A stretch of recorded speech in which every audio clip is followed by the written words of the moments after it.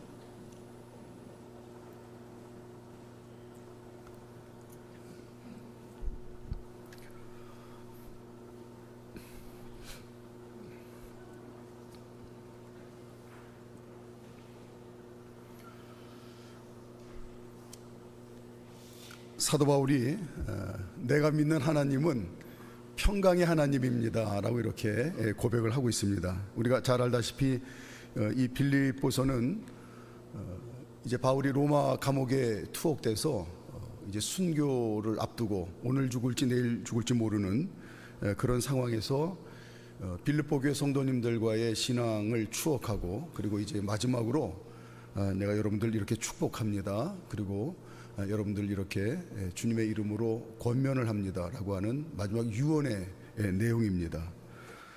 오늘 9절에 보니까 이 평강의 하나님이 여러분들과 언제나 함께 하십니다 이렇게 고백을 하고 있습니다. 9절 말씀 한번 볼까요? 9절 말씀.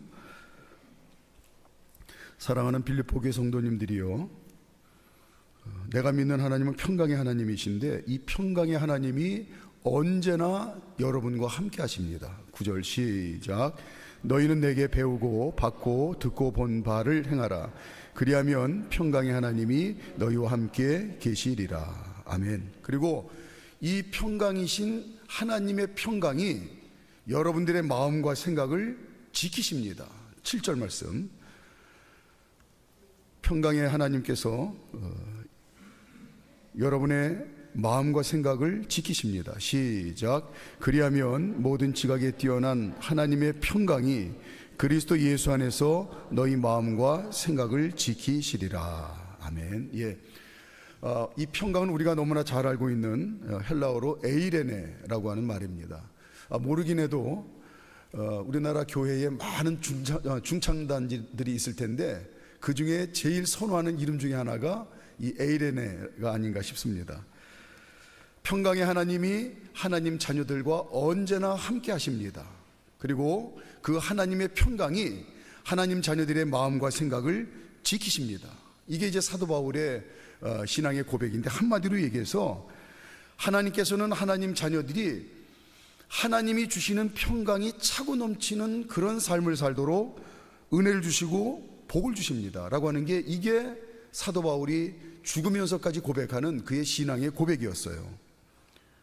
그렇다고 한다면 평강의 하나님께서 하나님 자녀들에게 계속해서 부어주시고 또 차고 넘치도록 주시기를 원하시는 이 평강의 삶이 뭔가, 이걸 지난 한 주간 말씀을 묵상하면서 이걸 우리 성도님들이 어떻게 하면 좀 이렇게 와닿도록 설명을 해드릴 수 있을까라고 고민을 하던 중에, 예수님께서 이 땅에서 친히 몸으로 내가 평강의 하나님인데 하나님 자녀들에게는 나의 이 평강을 마음껏 누리도록 내가 복을 주고 은혜를 줬는데 이게 평강이다라고 몸소 보여주신 그 예시, 그 모범이 있지 않나 하는 생각이 들어서 잠깐 소개를 해드리려고 합니다. 마태복음 14장 22절 이후에 보면 예수님께서 사역을 하시던 중에 이제 날이 저물었는데 갑자기 재촉을 하시는 거예요. 제자들에게, 야 얘들아, 배를 타고 빨리 이 갈릴리 바다를 건너 마을로 가라, 이렇게 얘기를 하세요. 제자들이 좀 이게 황당한 얘기입니다. 그게 왜냐하면 예수님이 잘 알다시피 저희는 이곳에서 잔뼈가 굵은 어부들입니다. 예수님 모르셔서 그렇지 해가 지고 이 밤에 갈릴리 호수 가운데를 지나갈 수가 없습니다. 저 헐몬산에서 불어오는 강한 바람과 그 또 가운데에서 그 바람 때문에 일어나는 풍랑 때문에 자칫 잘못하면 우리 다 죽습니다. 그런데 예수님께서 마치 그 말을 모르시는 분처럼 빨리 지금 즉시 걱정하지 말고 배 타고 건너가라, 이렇게 말씀하시는 거예요. 예수님께서 뭔가 하시고 싶은 뜻이 있으시구나, 그게 분명하죠. 어쩔 수 없이 제자들이 예수님 말씀에 순종해서 배를 타고 이제 갔습니다. 아니나 다를까 칠흑과 같이 어두운 밤에 갈릴리 바다 한가운데 갔을 때에 당연한 거죠. 거센 바람과 함께 큰 파도가 일어나서 꼼짝없이 오도 가도 못하고 죽게 생겼습니다. 마태복음 14장 24절에 배가 이미 육지에서 수리나 떠나서 바람이 거스름으로 물결로 말미암아 고난을 당하더라, 이렇게 얘기했어요. 근데 지금 그 현장에 있는 제자들은 우리가 그냥 글로 읽으니까 좀 풍랑 때문에 힘들어 하나 보다 라고 하는 정도지, 정말 생사가 왔다 갔다 하는 그런 긴박한 순간일 겁니다. 바람이 거세고 풍랑이 이제 심하게 일어서 제자들이 곧 죽을 것 같은 그 위기의 상황에 예수님께서 저 멀리서 풍랑 위를 유유히 걸어오시는 거예요. 이거를 친히 인생들에게 보여주시려고 일부러 이렇게 하셨구나 하는 생각을 갖습니다. 바람 불고 풍랑이 있는 바다 위에 지금 제자들이 고난을 당하고 있는데 이게 바로 인생이다. 그렇죠. 이 세상에 고난 없는 인생은 단 한 사람도 없습니다. 일평생 살아가는 동안 크고 작은 고난 가운데 사는 거예요.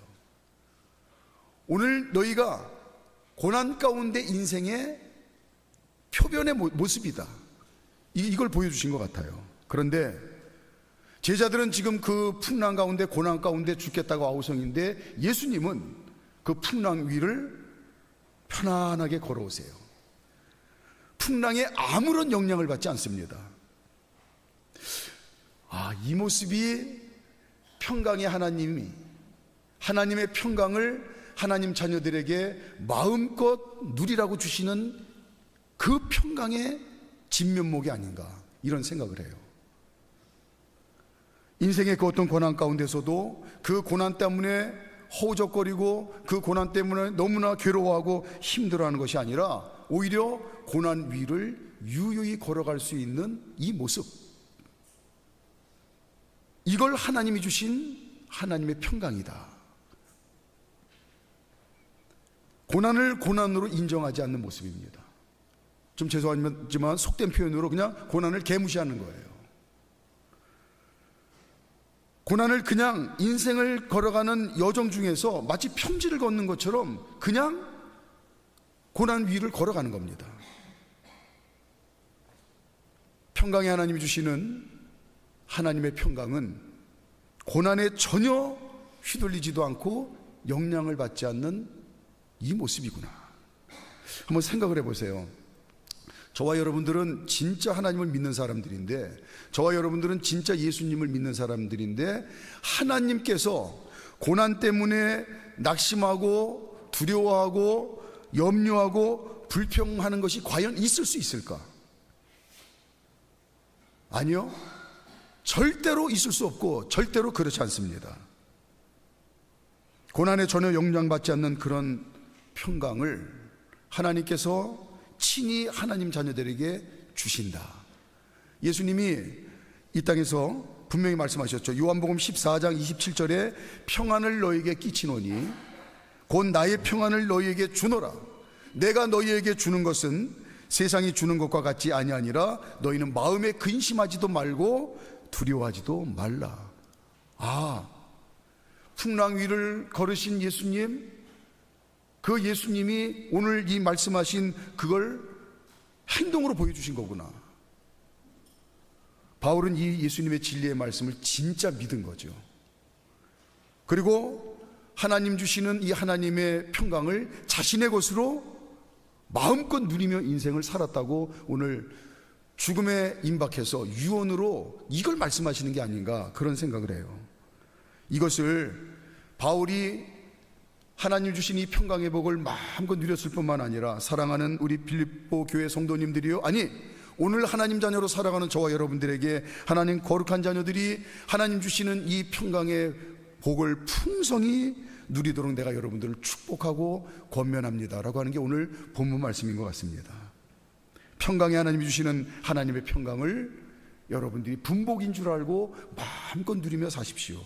자, 그러면서 그렇게 살 수 있는 비결을 오늘 말씀해 주시는데 우리가 오늘 이걸 꼭 붙들었으면 좋겠어요. 첫째는 나 자신에게는, 이게 중요합니다. 첫째는 나 자신에게는 주 안에서 항상 기뻐하십시오. 이게 첫 번째 비결이에요. 다시요. 나 자신에게는 주 안에서 항상 기뻐하십시오. 현실을 살면서 항상 기뻐하는 것, 이런 건 불가능한 일입니다. 우리는 살아봐서 잘 알잖아요. 그런 건 이 세상에 존재하지 않습니다. 그러나 주 안에서는 얼마든지 가능하다고 하는 게, 이게 신앙의 신비고 믿음의 신비예요. 주 안에서는 가능합니다.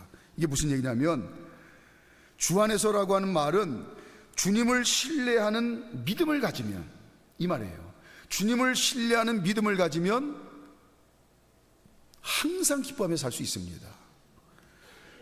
단순히 비교할 수 있는 믿음이 필요한 거죠.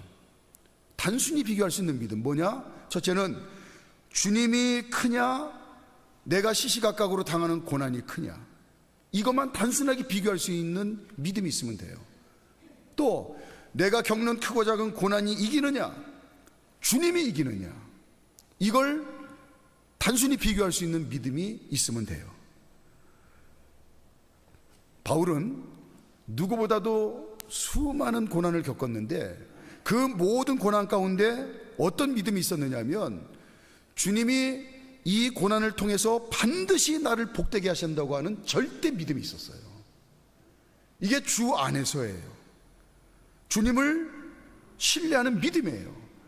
이 고난을 통해서 나를 망하게 하려고 어떻게든지 하나님 자녀답게 못살게 나를 괴롭히려고, 하나님을 나를 속이고 넘어뜨리려고, 절대 아닙니다.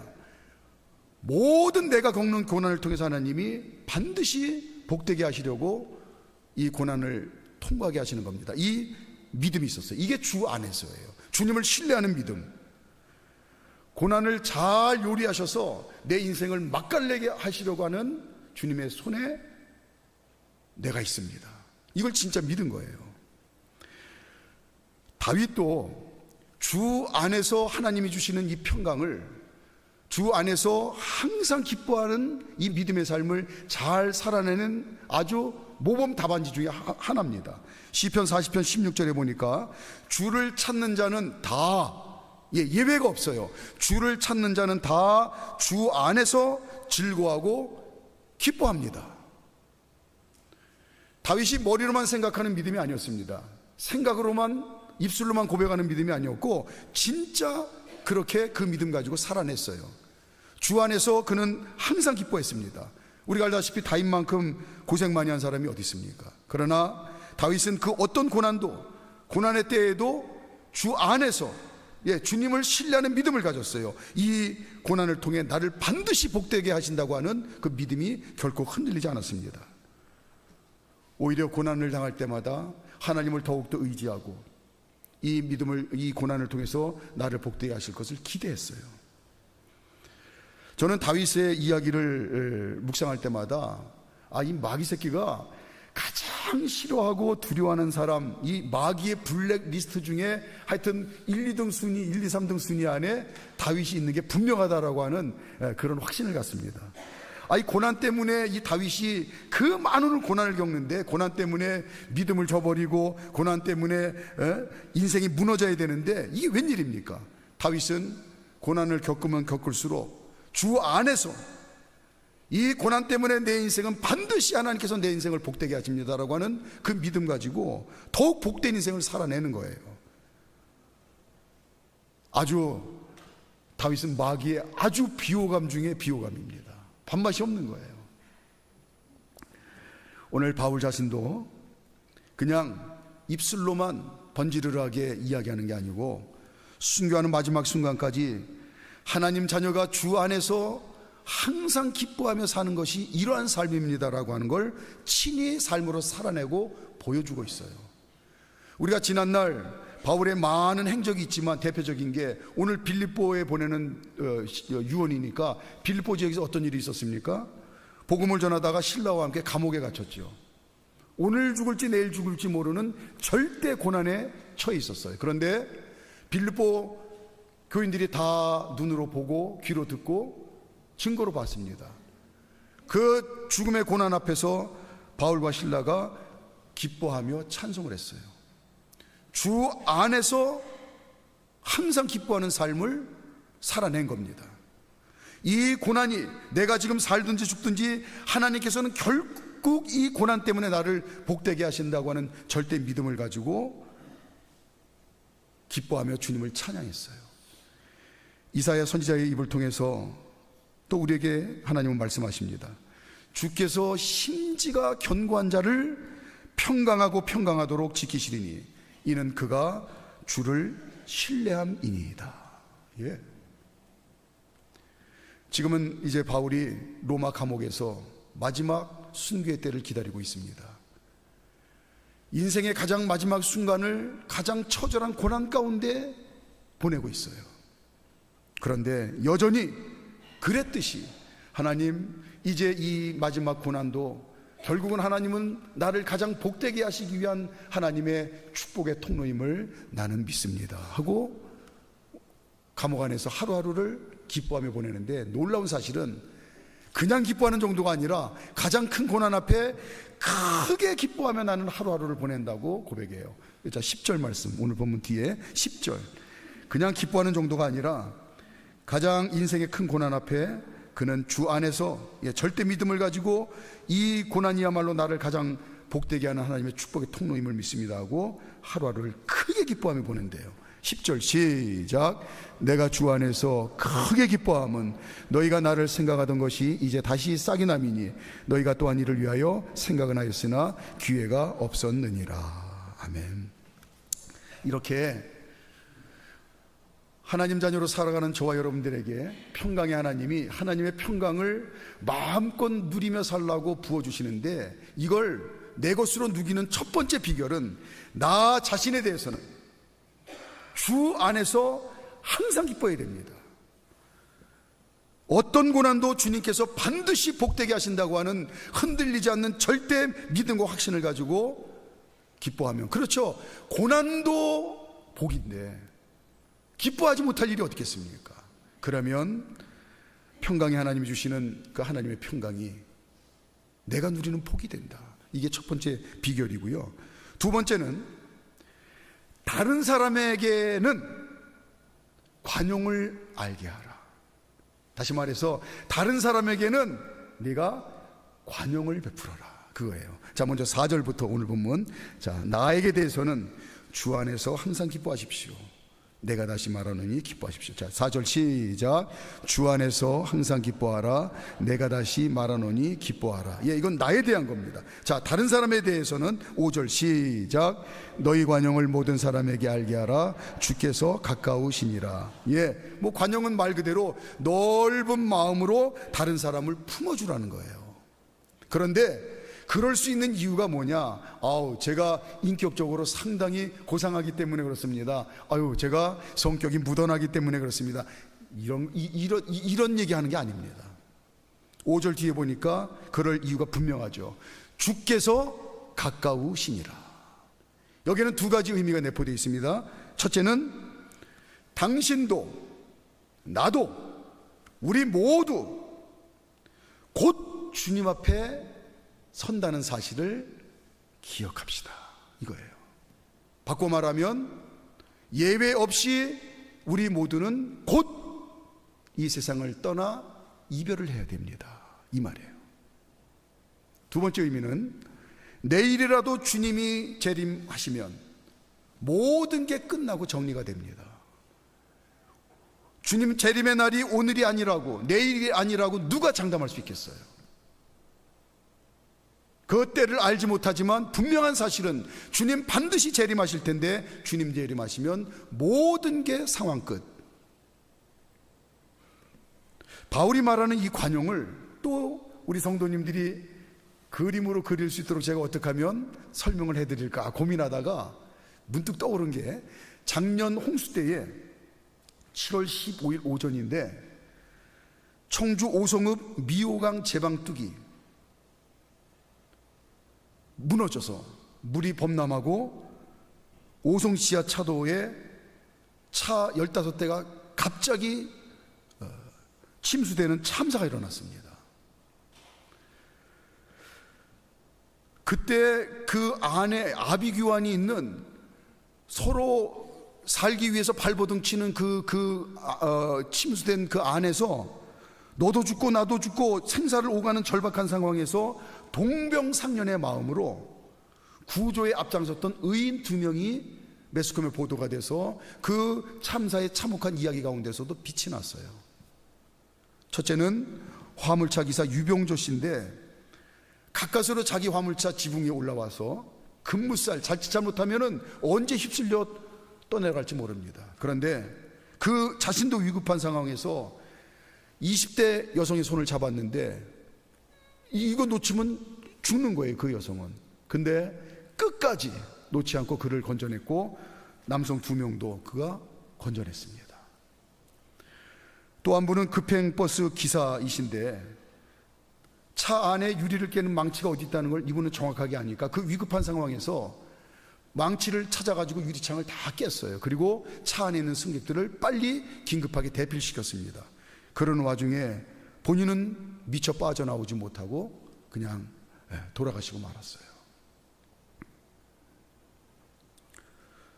오늘 바울이 말씀하는 관용이 이런 모습이 아닐까 생각이 되어져요. 피차, 당신도 그렇고 나도 그렇고 곧 주님 앞에 설 텐데, 곧입니다. 그게 오늘이 될지 내일이 될지 곧 주님 앞에 설 텐데, 상대방의 처지를 내 입장처럼 여겨주고 그냥 품어주는 겁니다. 관용을 베푸십시오. 아마 여러분 젊은 시절에 한두 번은 다 읽어보셨을 텐데, 오 헨리의 단편집에 강도와 신경통이라고 하는 단편을 다 아마 아실 겁니다. 어느 날 강도가 칼을 들고 이제 강도짓을 하러 들어갔는데, 이제 주인에게 손들어! 하고 이제 위협을 했어요. 그랬더니 주인이 한 손을 번쩍 들고 한 손을 이렇게 하고 있는 거예요. 두 손 다 들어! 그랬더니 이쪽 손은 신경통이 있어가지고 제가 아파가지고 이거는 안 됩니다 그러는 거예요. 그랬더니 갑자기 강도가 신경통? 나도 지금 신경통이 있어서 칼 이게 자유롭지가 않은데, 그러면서 갑자기 나긋나긋한 말투로, 아니 그럼 언제부터 신경통을 알았느냐, 그러면서 이제 이 강도와 주인이 그동안 증세가 어땠는지, 치료 과정이 어땠는지, 어떻게 효과가 있었는지 두런두런 얘기를 나누는데, 주인집 마나님은 또 그러는 동안에 가서 차도 타오고 다 같이 그냥 이 신경통 얘기를 나누다가 날이 새서 그냥 조용히 돌아갔대요. 바울은 강조합니다. 하나님 자녀는 천년만년 살 것처럼, 이 땅에서 천년만년 살 것처럼 완고하게 살지 마십시오. 오늘이라도 이 세상 떠나 주님 만난다는 사실을 기억하십시오. 내일이라도 주님이 재림하시면 모든 상황이 끝난다는 사실을, 그걸 명심하십시오. 그러면 누구에게라도 내가 나를 대하듯 넓고 너그러운 마음으로 품어줄 수 있습니다. 그러면 인간의 짧은 생각으로는 그러면 내가 손해보고 내가 무시당하고 내가 이용당하는 그런 바보짓 아닌가? 아니요. 평강의 하나님이 주시는 참된 평강을 풍성히 누리며 사는 복이 당신의 삶 가운데 넘칩니다. 이걸 말씀하시는 것 같아요. 마지막으로 세 번째, 하나님께는 기도하십시오. 6절 시작. 아무것도 염려하지 말고 다만 모든 일에 기도와 간구로 너희 구할 것을 감사함으로 하나님께 아뢰라. 아멘. 우리가 벌써 옛날 얘기가 됐네요. 끝나지 않을 것 같았는데 코로나 팬데믹을 지나면서 여러분들, 우리 모두가 늘 조심했던 게 뭐죠? 바이러스가 내 안에 들어오면 큰일 난다. 이 마음 가지고 마스크 쓰고 어디 나갔다 오면 하루에도 몇 번씩 손 닦고, 그리고 마치 서로 문둥병 환자 보듯이 그냥 멀리 떨어지고, 그렇게 한 이유가 이 코로나 바이러스가 들어오면 큰일 난다, 이제 이 경계하는 마음을 가지고 우리가 그 시간을 보냈어요. 오늘 바울이 말씀합니다. 평강의 하나님 주시는 평강을 누리기 위해서는 우리 안에 반드시 없어야 할 것이 있는데, 그게 바로 아무것도 염려하지 말고, 이겁니다. 염려가 있으면 안 됩니다. 하나님, 평강의 하나님이, 하나님 자녀들에게 주시는 하나님의 평강을 마음껏 누리기 위해서는 염려가 있어서는 안 됩니다. 그렇기 때문에 염려 대신에 항상 기도하고 간구하십시오. 베드로도 이 사실을 너무나 잘 알기 때문에 베드로전서 5장 7절에 너희 염려를 다 주께 맡기라, 이는 그가 너희를 돌보심이라 그랬어요. 염려가 뭡니까? 내 힘으로 어찌할 수 없는 문제들을 내가 뭘 어떻게 해보겠다고 헛되게 붙들고 씨름하는 거예요. 베드로는 깨달았어요. 이러면 내 인생 망가진다. 이거는 다 주께 맡겨버리고 내 안에 염려는 있어서는 안 된다. 그 대신 나는 기도하고 간구한다. 기도가 뭡니까? 하나님 말씀에 순종하기 위해서 하나님 말씀에 귀를 기울이는 거예요. 이게 기도예요. 간구는 뭡니까? 하나님 자녀인 내가 이런 소원이 있으니까, 내가 이런 기도의 제목이 있으니까, 하나님 내가 이런 요구가 있으니까 들어주세요. 당당히 하나님 앞에 요청하는 거예요. 그 대신 감사함으로 기도와 간구를 하되 감사함으로. 이게 무슨 얘기입니까? 하나님께서는 반드시 나의 기도와 간구를 들으신다고 하는 절대 믿음을 가지고 기도하라는 거예요. 그러면 이미 내가 하나님 앞에 기도하고 간구하는데 반드시 응답하는데 어떻게 응답해요? 가장 좋은 곳으로, 가장 좋은 때에, 가장 좋은 방법으로 하나님이 응답하신다고 하는 확신을 가지고 기도하면 뭐 기도할 때마다 감사가 넘칠 수밖에 없죠. 왜? 기도하는 것마다 최선의 것으로, 가장 좋은 것으로 하나님이 응답하시니까 감사하며 기도할 수밖에 없죠. 그러면